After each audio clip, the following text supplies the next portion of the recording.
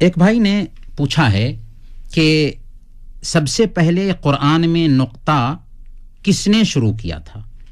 صحابہ کرام نے جب قرآن کے نسخے تیار کیے تھے تو بغیر نقطہ اور اعراب کے تیار کیے تھے. آپ کے ذہن میں سوال ہوگا کہ بغیر نقطہ اور اعراب کے تھے تو کیسے پڑھتے تھے؟ کیونکہ وہ عرب تھے اور ان کو پڑھنے میں کوئی دشواری نہیں ہوتی تھی.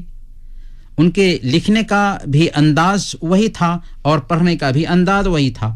جب عجمی لوگ اسلام میں آئے جو عرب نہیں تھے تو اب عجمیوں کے قرآن پڑھنے میں غلطیاں ہونے لگی تھیں.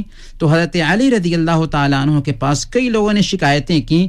تب حضرت علی رضی اللہ تعالیٰ عنہ نے ابو الاسود الدؤلی کو حکم دیا. چنانچہ حضرت علی رضی اللہ تعالیٰ عنہ کے حکم سے ہی انہوں نے نحو کے کچھ قواعد مرتب کیے. اور نحو کہتے ہیں کہ عربی زبان کے آخری حرف کی کیا شکل ہوگی، کیسے اس کو پڑھیں گے، اسے نحو کہتے ہیں، جو ایک فن ہے عربی زبان میں.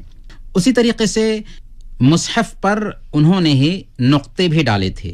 ان کے بعد یعنی ابو الاسود الدؤلی کے بعد ایک دوسرے عالم آئے، خلیل بن احمد الفراہیدی.